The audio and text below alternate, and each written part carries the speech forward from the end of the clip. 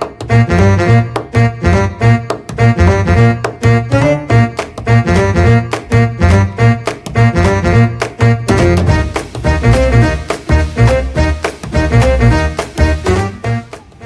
guys, jadi kita hari ini mau mewawancarai salah satu owner UMKM yang ada di Kota Bandar Lampung, yaitu Humble Donut. Gimana keseruannya? Jangan lupa saksiin sampai habis. Dadah! Assalamualaikum warahmatullahi wabarakatuh. Waalaikumsalam warahmatullahi wabarakatuh. Sebelumnya aku dan teman-teman mau ngucapin terima kasih banyak kepada Kak Nina sudah meluangkan waktu dan kita bisa untuk mampir ke outlet, dan grand opening ini sangat luar biasa sih, outletnya sangat bagus, terus estetik. Terima kasih banyak udah ngasih kesempatan kami buat main dan langsung ngewawancarain owner dari Humble Donut. Makasih ya Kak ya. Oke, mungkin aku langsung mulain aja. Kira-kira kakak bisa nggak sih ceritain profil Humble Donut ini, UMKM seperti apa sih? Jadi kalau cerita dikit, kita flashback ke 2020 ya. Humble Donut ini sebenarnya berdiri karena kespontanan aja gitu. Nama Humble juga itu kespontanan dari status WA aku sebenarnya. Jadi tidak ada perencanaan atau arti yang signifikan untuk arti nama Humble Donut ini gitu. Jadi dari mahasiswa yang gabut di kosan gitu, bingung mau apa, karena memang dari dulu tuh dari SMA aku emang suka berjualan gitu. Apa aja dijualin. Sampai pas kuliah sempet jualan nasi uduk, sampai nemuin oh ternyata donat ini potensial loh di kalangan mahasiswa, karena kan donat ini selain orang tua pasti anak-anak juga suka gitu. Jadi untuk semua umur suka, yang mana kayaknya donat yang udah biasa itu kayak gitu-gitu aja gitu loh. Jadi di sini aku sebagai lulusan teknologi pangan, bahwa kalau teknologi pangan itu ternyata kita harus ada bikin inovasi baru loh gitu, improvement baru. Nah dari situ kita lihat potensial yang belum ada di Bandar Lampung, dan aku sebenarnya mencari-cari inspirasi yang ada di luar negeri juga gitu kan. Anaknya emang searching banget, jadi kayaknya Humble Donut ini bisa deh kita gerakin di Bandar Lampung ini, yang mana sekarang tagline-nya kan donat kampung berkelas gitu. Dan sampai saat ini kita udah ada 2 cabang pertama ada di Pekor di Wai Halim, dan cabang kedua ada di Jalan Ria Cudi Korpri. Aku sangat mengapresiasi sih Kak, tagline itu donat kampung berkelas, dan bener-bener itu improve banget. Donat yang kampung sebenarnya kan biasa banget gitu. Terus ketika kita mampir ke Humble Donut bener-bener unik dan menggugah selera gitu. Keren. Oke, bisa dilanjut Kak. Kan kakak ngebangun bisnis ini pasti punya visi misi nih. Kira-kira visi misinya itu seperti apa sih Kak? Kalau untuk visinya, pertama kita ingin mengunggulkan produk lokal ya, tentunya donat kampung, yang mana donat kampung ini kan orang biasa melihatnya donat kampung di pasaran. Nah kenapa juga sedikit cerita donat kampung, kenapa harus donat kampung namanya? Karena kalau donat kampung itu kan ciri khasnya bolong. Nah, kalau orang-orang biasanya ada namanya bomboloni yang ada isi, tapi kita donat kampung tengahnya bolong, yang biasanya nggak ada isinya, kita ada isinya. Dan dibuat semenarik mungkin, dan kita terinspirasi dari cake. Nah, makanya namanya kan ada strawberry cheesecake, matcha cheesecake, yang mana kita terinspirasi dari kue yang biasanya orang beli dengan harga puluhan ribu, kita bisa beli harga dengan 8.000 loh gitu. Untuk visi misi sudah kita bahas nih Kak. Kira-kira fasilitas yang kakak gunain buat keberlangsungan UMKM bisnis Humble Donut ini kayak gimana sih Kak? Kalau untuk fasilitas, kita di outlet pertama dan outlet kedua tentunya berbeda. Nah untuk yang outlet pertama, kita tidak hanya take away atau dibawa pulang aja. Nah kalau yang di outlet kedua ini kita memberikan leluasa untuk customer kita untuk bisa dine in gitu. Jadi tapi untuk sementara sih belum ada. Tapi kalau misalnya teman-teman customer mau beli donat dan dimakan di tempat, itu bisa. Berarti ada perbedaan sedikit ya di outlet pertama sama outlet kedua. Iya. Dan lebih luasnya di outlet kedua nggak sih Kak? Iya betul. Jadi di outlet kedua ini selain hanya toko, kita juga rumah produksi. Produksinya satu tempat, nanti disuplai ke sana. Oke, kita lanjut.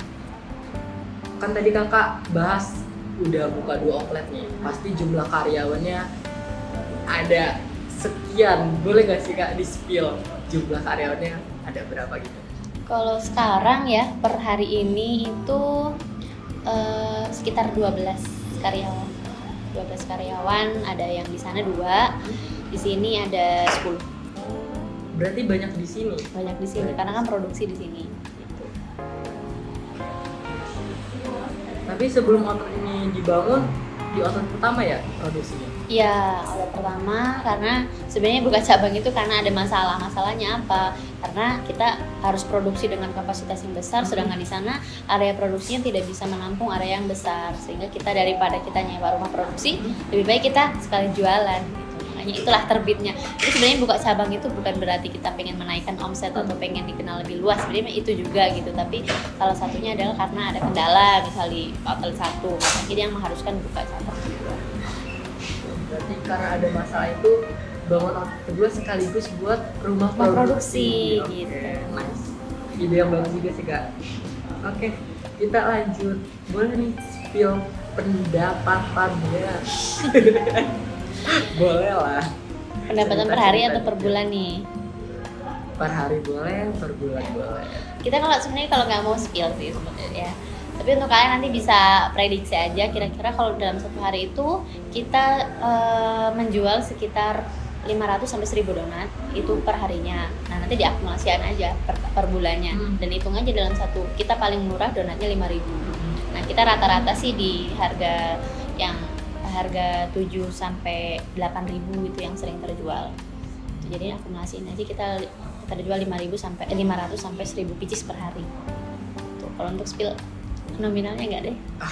Iya, Saya sudah. Tit. Oke kak, thank you. Terus untuk kan kakak tadi cerita awal mula ngebangun bisnis ini tuh gara-gara semester 4 karena COVID. Kira-kira boleh nggak sih kak ceritain perjuangan modal pertama kali kakak ngebangun bisnis pas semester itu gimana, dan untuk omsetnya kira-kira untuk pengembalian modal awal itu butuh jangka waktu yang lama kah atau bagaimana? Sebenarnya untuk memulai itu kan karena niat dulu ya. Karena waktu itu karena kita tidak se-prepare itu awal-awal bukan buka sih. Kita tuh anak kosan aja gitu, anak kosan yang modalnya paling 100.000 200.000 untuk beli bahan-bahan terus keputer-puter. Karena kan sempat vakum. Jadi uang itu sempat kepake gitu loh untuk kuliah. Jadi selama kurang lebih 4 bulan itu nggak minta orang tua lah untuk makan sehari-hari. Itu paling ya sehari bisa 300.000 500.000 gitu kita putar-putar untuk makan. Dan setelah itu kan sempat kerja tuh. Nah sempat kerja terus memulai pembangun bisnis lagi, modalnya hanya 2.500.000. Itu hanya untuk beli mixer. Dan tidak ada meja, bahkan tidak ada karena masih ada alat-alat bekas dulu yang waktu kuliah, jadi dipakai alat-alat itu. Jadi bahkan nggak punya meja, nggak punya karyawan gitu, semua sendiri, semua belanja sendiri, semua kerjain sendiri. Terus dari situlah, dari modal 2.500.000 itu aku putar yang untuk omset hariannya itu aku alokasikan lah dananya. Jadi aku tidak memakai uang perusahaan. Jadi ada diplotkan, misal omset sehari 500.000 atau 700.000. Nah itu 500.000 aku sisihkan, yang 200.000 untuk gaji. Jadi aku digaji, bukan ngambil uang perusahaan yang 500.000 itu. Makanya uang itu bisa keputar sampai sekarang gitu. Jadi tidak ada funding dari mana-mana. Gitu. Jadi untuk perputaran modalnya sih sebenarnya udah balik gitu ya, tapi kan kita putar-putar kan untuk usaha ini lagi, jadi benar-benar organik, nggak ada funding dari mana-mana gitu. Oke lanjut. Tadi tagline-nya saat naik donat kampung berkelas. Nah, apa yang menjadi keunggulan utama dari produk Humble Donuts ini kak dibanding dengan produk sejenisnya di pasaran?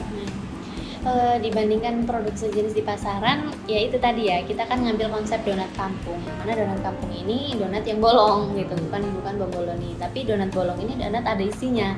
Dan kita terinspirasi dari beberapa cake atau kue gitu ya, yang mana tadi visi kita tuh pengen orang lain itu beli dalam satu box itu, yang orang biasanya beli kue dengan harga ratusan ribu, orang itu bisa nyobain loh 6 varian donat, 6 varian kue yang berbeda-beda dengan harga yang affordable gitu. Makanya itulah terinspirasinya dari cake itu sih yang membuat beda dan dibandingkan kompetitor-kompetitor lain gitu. Yang isi 6 itu under 50.000 sih Kak, benar. Iya. Kita udah ngerasain berbagai jenis cake di sini.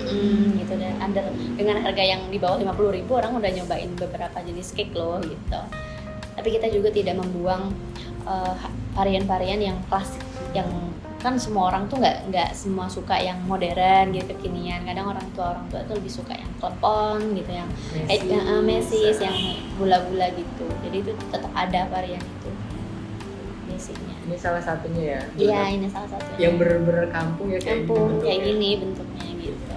Oke, mungkin temenku ada beberapa pertanyaan lagi nih, boleh dong Widya spill. Oke, aku lanjutin ya Kak ya. Iya. Kalau pertanyaan dari aku, strategi apa sih yang Kakak pakai buat ningkatin loyalitas pelanggan biar beli produk Kakak lagi ya, biar selalu beli terus lagi? Loyalitas tuh yang pertama kita harus mempertahankan kualitas ya. Jadi kita dibuat setiap hari, setiap pagi fresh gitu dan langsung topping gitu. Jadi pagi itu buat, siang topping dan besok buat lagi gitu. Nah yang kedua tentunya kita selalu memberikan diskon ya, diskon untuk loyal customer yang yaitu kalau udah order 10 kali kita ada kasih diskon untuk pembelian ke-11 gitu. Terus untuk yang ketiga kita sering buat diskon untuk yang lain-lain juga sih, kayak misal hari-hari tertentu, hari-hari besar itu kita sering memberikan diskon. Dan kita biasanya sih karena kita save nomor WA, jadi kita punya data customer gitu yang mana nanti kita tuh sering ngasih diskon untuk customer eksekutif eksklusif yang di WA gitu. Jadi nanti kita bisa kasih diskon untuk customer yang eksklusif yang ada di kontak WA kita buat di status WA. Karena kan gini, kalau untuk marketing itu sebenarnya kita lebih ke banyak WA. Makanya kita setiap orang WA kita save nomornya dan kita minta feedback untuk save nomor balik kita. Jadi nanti ada eksklusif diskon loh dari kita untuk yang save nomor Humble Donut di WA gitu. Tadi aku sempat notice yang diskon di hari kayaknya aku pernah lihat di Senin itu kayak ada diskon 30%, itu kan sih Kak yang di SG itu? Oh itu kemarin sempat grand opening. Karena grand openingnya. Grand opening gitu, biasanya kita hari Jumat gitu, tapi nggak melulu hari Jumat, kadang kita Jumat berkahnya beda-beda, kadang ada diskon, mungkin ada nanti ada diskon untuk driver gitu, tapi di Jumat berkah, di Jumat itu pasti kita alokasikan untuk itu. Namun biasanya waktu itu hari Ibu tuh, nah hari Ibu kan orang biasanya enak nih dikasih donat kan, jadi itu kita kasih kesempatan buat berikan ibunya, tapi kita kasih diskon gitu. Jadi donat ini dibikinnya fresh setiap hari gitu ya, Setiap hari. selalu baru, dan dia selalu ada diskon di hari-hari tertentu kayak tanggal merah gitu kan pasti ada diskon. Terus pertanyaanku lagi, apa sih kelemahan internal yang Kakak alami selama menjalani bisnis ini? Misalnya kayak ada karyawan yang males, yang berangkatnya telat, atau yang gimana gitu? Ya kalau untuk internal pasti banyak ya, karena kan kalau kita bicara soal keuangan, uang itu diam, yang ngatur kita. Tapi kalau karyawan itu nggak bisa kita kontrol pakai mulut aja gitu. Pasti orang kan punya kaki, punya tangan, bisa gerak sendiri. Itu agak challenging banget sih buat aku yang baru bisnis owner yang muda ya, bisa dibilang baru berkecimpung juga di bidang bisnis dan udah langsung dicimpung sama banyak orang karyawan gitu. Nah, sebenarnya salah satunya itu juga sih, tapi karena aku pernah belajar di salah satu perusahaan yang udah aku pernah ini, ternyata tuh menghandle orang gitu, itu tuh kita nggak perlu yang namanya ngomel-ngomel nggak jelas gitu lah ibaratkan, tapi kita dengan adanya sistem, dengan adanya SOP, kita bisa terapkan ke mereka. Nah, kalau misalnya mereka tidak sesuai dengan SOP, ada yang namanya konsekuensinya apa? Misal SP, misal kalau udah SP1, SP2, SP3 kita bisa cut off. Dia mau memperbaiki atau mau keluar gitu. Itu sih untuk SDM ya. Kalau untuk internal kita udah mengimplementasikan itu. Jadi itu di sini udah ada peraturan-peraturan. Udah ada lengkap. Mungkin akan dilanjutkan pertanyaan sama teman aku ya Kak. Oke, sekarang aku gantinya Kak, kita masuk ke sektor pemasaran nih. Pasti kan di setiap UMKM, usaha apapun itu ada strategi pemasarannya masing-masing. Nah, untuk di Humble Donut ini sendiri, strategi pemasaran apa sih dipakai untuk meningkatkan branding Humble Donut sendiri? Oke. Kalau untuk strategi, pertama kita tentunya kolaborasi dengan influencer. Ya teman-teman mungkin sering lihat di TikTok, ya Instagram gitu. Humble Donut sering di-review sama beberapa influencer TikTok gitu atau Instagram. Karena kita sebenarnya itu untuk menaikkan insight kita. Nah yang kedua, dari internal kita ada admin untuk update media sosial setiap hari. Jadi kita punya SOP untuk TikTok, Instagram, WA gitu. Nah, yang WA ini terkadang tuh bisnis itu tidak terlalu memikirkan WA karena WA mikirnya pribadi. Justru WA inilah yang potensial. Kenapa? Karena dari berdasarkan data, frekuensi orang melihat HP yang pertama dilihat atau dibuka adalah WA, ya nggak, dibandingkan Instagram. Nah, yang untuk WA kita bikin status. Kalau misalnya teman-teman mungkin dalam 1 jam itu pasti buka WA, nggak kita ngelihat status, dikit pasti ada kan. Makanya kita buat frekuensi update-nya itu sesering mungkin. Yang mana ketika kita sesering mungkin, pasti status kita di atas kan. Nah, kalau misalnya ada orang yang nggak pengen beli, lihat status Humble Donut jadi pengen beli gitu. Nah, untuk frekuensi dari Instagram juga kita lebih banyak di Instastory gitu.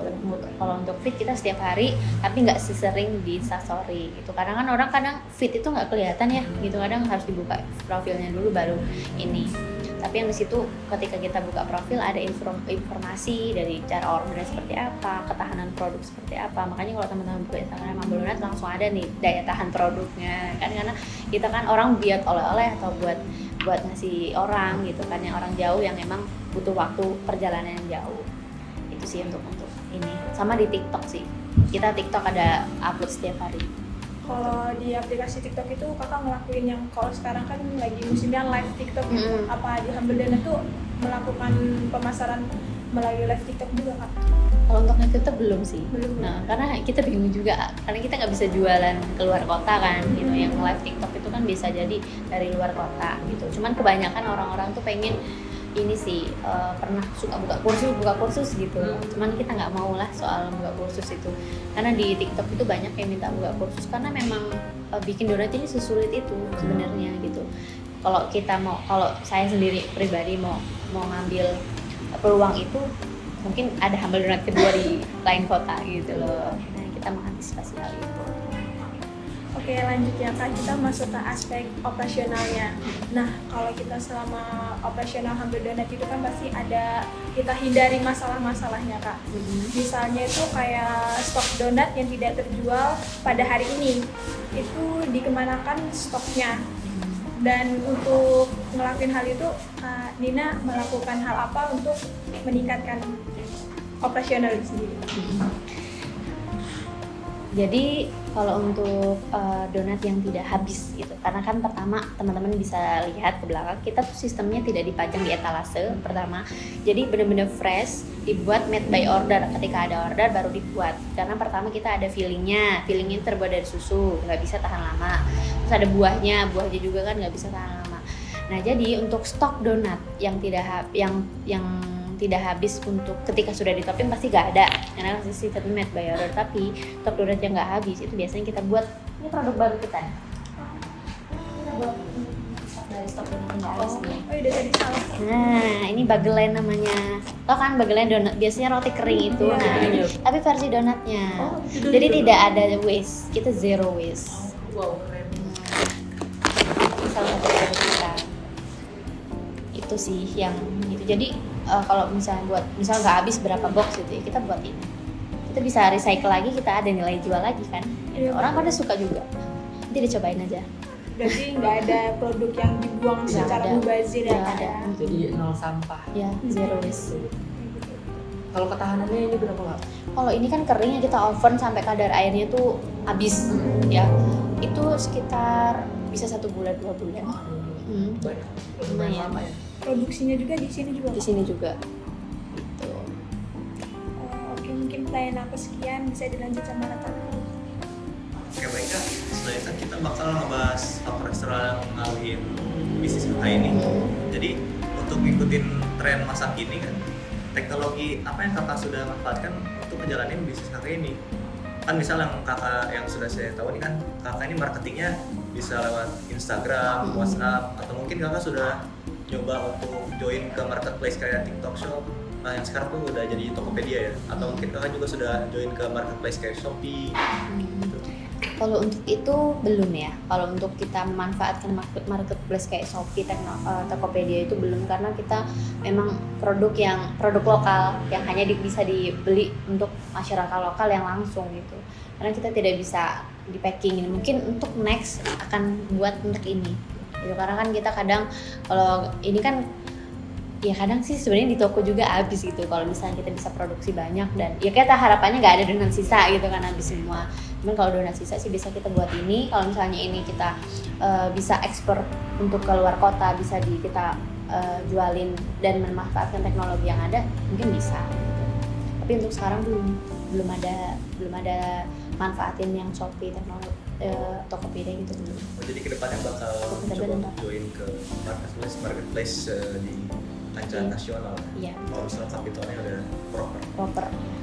Lanjut ke bagaimana sih cara kakak melihat tren di kalangan konsumen saat ini yang menjadi peluang kan buat kakak dalam mengembangkan bisnis ini. Terus misalkan target pasar kakak kan Gen Z yang seleranya makanan yang manis-manis, terus desainnya yang unik, lucu gitu. Dan apakah Humble Donuts ini sudah siap untuk mengambil peluang dari tren yang sudah ada saat ini? Ya, tentunya kita karena memang saya salah satunya Gen Z juga gitu. Jadi kayak saya melihat tren yang ada itu mahasiswa khususnya atau Gen Z yang memang mereka itu suka produk-produk yang unik. Pertama kan, yang kedua manis, dan yang ketiga cocok jadi buah tangan.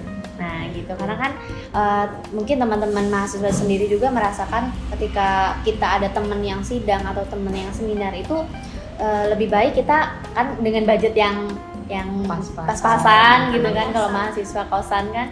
Nah kita itu menyediakan produk yang memang pantas loh ini buat buah tangan teman-teman seminar gitu, teman-teman misal teman-teman mau pulang kampung gitu, atau teman-teman nongki gitu, yang memang kita kan menyediakan beberapa size untuk packagingnya, ada isi 4, isi 6 sama isi 12, dan teman-teman bisa menyesuaikan gitu. Misal lagi kumpul atau nongki, teman-teman bisa menyesuaikan, mungkin pakai box yang isi 12 bisa dimakan banyakan bareng-bareng gitu. Jadi trennya seperti itu. Jadi sangat mencerminkan donat kampung berkelas ya. Iya, Nilainya donat bisa kampung. tinggi. Jadi orang itu kan mungkin orang kampung, orang donat di pasaran aja, tapi kita donat kampung yang memang punya tempat yang proper, yang bisa desainnya unik, dan di situ tuh di Bandar Lampung ini bahkan kecuali brand-brand besar ya, donat brand-brand belum ada toko donat yang tempatnya bisa seproper Humble Donut gitu kayaknya ya. Oh iya. Dari looknya aja udah mencerminkan, ya benar-benar menarik itu buat kunjungin. Iya. Baik, selanjutnya ada pertanyaan dari teman saya. Baik Kak, selanjutnya kan kita tahu sendiri Kak, persaingan di bidang industri makanan ya Kak, terutama produk kue dan camilan sekarang itu sedang ketat-ketatnya, dan tentunya banyak kompetitor yang banyak gitu ya Kak ya. Nah yang ingin saya tanyakan itu strategi apa sih yang biasanya kakak terapkan gitu untuk meningkatkan produktivitas serta efisiensi dalam menghadapi persaingan tersebut, serta bagaimana sih Humble Donut itu dapat bersaing lebih baik gitu daripada kompetitor yang lainnya? Baik, sebenarnya memang beberapa tahun ke belakang ini industri bakery itu memang lagi melejit banget ya, karena potensialnya itu banget gitu, apalagi semakin potensial semakin banyak juga kompetitornya. Namun yang kita pengen buktikan ke orang-orang gitu, ke customer, bahwa kenapa sih orang harus beli Humble Donut. Tahukah kamu, dalam beberapa tahun ini industri makanan terus berkembang seiring berjalannya waktu. Dalam persaingan yang ketat ini, Humble Donut hadir sebagai UMKM yang menawarkan produk unik berupa donat kampung berkelas dengan berbagai topping dan rasa yang unik. Humble Donut sendiri mengusung konsep sebagai donat kampung berkelas yang menyajikan produknya fresh setiap harinya. Hal tersebut menjadi daya tarik bagi konsumen yang ada di Bandar Lampung. Maka dari itu, kelompok kami tertarik untuk menganalisis dan mewawancarai owner dari Humble Donut itu sendiri. Gimana analisis dan hasil wawancaranya? Yuk simak video berikut ini. Selanjutnya di sini saya akan menjelaskan profil mengenai Humble Donut. Humble Donut ini memiliki visi donat kampung berkelas dan mempunyai misi Untuk mengunggulkan produk lokal, Humble Donut ini berinovasi dengan menjual donat kampung. Donat kampung yang biasa ditemukan di pasaran akan disajikan dalam outlet yang proper dengan desain-desain donat yang unik dan berbagai varian rasa. Dan Humble Donut ini dapat ditemukan di 2 outlet. Yang pertama di Jalan Galunggung 2, Pekor, Kecamatan Wai Halim, Kota Bandar Lampung. Dan outlet yang kedua ada di Jalur 2 Kopri, Waidadi, Sukarame, Kota Bandar Lampung, atau bisa dicek di Maps ya. Berikutnya ada hasil analisis dari wawancara kami terhadap UMKM Donuts. Yang pertama ada hasil analisis untuk Metric Toast. Untuk bagian strength, Humble Donut memiliki harga produk yang terkesan terjangkau, memiliki 2 outlet, waktu pengembalian modal yang cepat, rasa yang bervariasi, strategi loyalitas pelanggan yang ampuh, serta memiliki pemasaran dan promosi digital. Untuk bagian weakness, Humble Donut memiliki keterbatasan untuk fasilitas, yang dimana keterbatasannya ini terdapat pada outlet pertama yang hanya bisa untuk take away. Yang kedua ada lingkup penjualan terbatas pada lingkup lokal. Ketiga ada bahan baku yang mudah basi. Keempat ada kemungkinan stok harian tidak habis. Selanjutnya ada untuk segmen opportunities, mereka terdapat tren makanan manis yang cocok untuk buah tangan. Yang kedua pemanfaatan varian cake yang sedang trending. Yang ketiga ada variasi buah sebagai topping. Untuk bagian threats atau ancaman, mereka memiliki beberapa ancaman antara lain tingginya kompetisi industri roti. Yang kedua ada perubahan regulasi pada pajak. Ketiga ada inflasi pada harga bahan baku. Yang selanjutnya ada strategi strength terhadap opportunities, yang dimana strategi tersebut adalah pemanfaatan dari strength untuk menghasilkan sebuah peluang atau opportunities. Yang pertama ada meningkatkan loyalitas pelanggan dengan menawarkan variasi rasa donat dan beberapa promo. Yang kedua ada meningkatkan penjualan dengan strategi pemasaran viral. Yang ketiga ada meningkatkan kualitas produk dengan varian rasa. Yang keempat meningkatkan kualitas layanan dengan strategi pemasaran online. Kemudian ada strategi weakness terhadap opportunities. Yang pertama, meningkatkan kualitas layanan dengan meningkatkan fitur makan di tempat. Yang kedua, meningkatkan efisiensi operasional dengan meningkatkan sistem pengelolaan produksi. Yang ketiga, mendaur ulang stok donat yang tidak habis menjadi menu baru berupa bagelan. Terus ada strategi strength terhadap threats atau pemanfaatan strength untuk mencegah suatu ancaman atau threats. Yang pertama ada dengan meningkatkan kualitas produk dan layanannya. Yang kedua ada pengenaan pajak pada customer yang makan langsung di tempat atau dine in. Yang ketiga ada strategi penetapan modal yang cerdas, meningkatkan kualitas layanan dengan meningkatkan strategi pemasaran offline. Dan terakhir ada memanfaatkan keunggulan kompetitif harga produk yang terjangkau untuk menarik pelanggan baru. Kemudian ada strategi weakness terhadap threats. Yang pertama ada memperluas jangkauan pasarnya. Yang kedua ada diversifikasi bahan baku dengan menggabungkan bahan baku yang mudah basi dengan yang lebih tahan lama atau menggunakan manajemen penyimpanan yang lebih efektif. Yang ketiga ada mengoptimalkan fitur dine-in di outlet kedua dengan cara meningkatkan kenyamanan melalui fasilitas dan memperluas jam buka atau jam kerja. Selanjutnya kami akan membahas tentang matriks IV, yaitu Internal Factor Evaluation dari UMKM Humble Donut. Dari matriks IV ini terdapat 2 faktor, yaitu faktor kekuatan dan faktor kelemahan. Dan beberapa faktor kekuatan itu berupa harga yang ditawarkan terjangkau, outlet offline yang nyaman memuaskan, rasa produk yang bervariasi itu efektif, budaya lingkungan yang baik itu efektif, dan sistem pemasaran juga efektif. Dan ada beberapa faktor kelemahan, yaitu kekurangan fasilitas dan tidak terdapat fitur dine-in di outlet pertama, lingkup penjualan yang hanya terbatas lokal, dan daya tahan bahan baku yang digunakan itu mudah basi, sehingga didapatkan nilai IV sebesar 3,15. Lanjut ke faktor eksternal dari UMKM Humble Donut, yaitu terdapat 2 faktor, yaitu faktor peluang dan faktor ancaman. Dan beberapa faktor peluang ini berupa produk yang ditawarkan itu cocok untuk dijadikan buah tangan, produk Humble Donut mampu mengikuti perkembangan tren dengan efektif, inovasi berupa donat kampung itu efektif, dan varian topping buah-buahan itu memuaskan. Dan beberapa faktor ancaman berupa persaingan yang ketat, fitur dine-in ini membebankan pajak pada konsumen yang tidak memuaskan, dan inflasi bahan baku yang berdampak pada harga, sehingga dapatkan nilai matriks EV sebesar 3,00. Sehingga berdasarkan dari matriks IV dan EV didapatkanlah matriks IE. Dengan menempatkan pembobotan faktor internal dan eksternal dalam matriks IE, posisi Humble Donut ini berada dalam kategori golongan 1, yang berarti perusahaan itu memiliki potensi untuk bertumbuh dan berkembang lebih lanjut lagi. Ini menunjukkan bahwa Humble Donut memiliki fondasi yang kuat untuk memanfaatkan peluang di pasar dan juga mampu mengatasi tantangan yang mungkin timbul dari lingkungan eksternal. Ya, selanjutnya di sini ada analisis space matrix. Nah, dalam analisis space matrix ada dua strategi. Yang pertama ada strategi internal dan strategi eksternal. Dalam strategi eksternal itu ada kekuatan keuangan atau financial strength.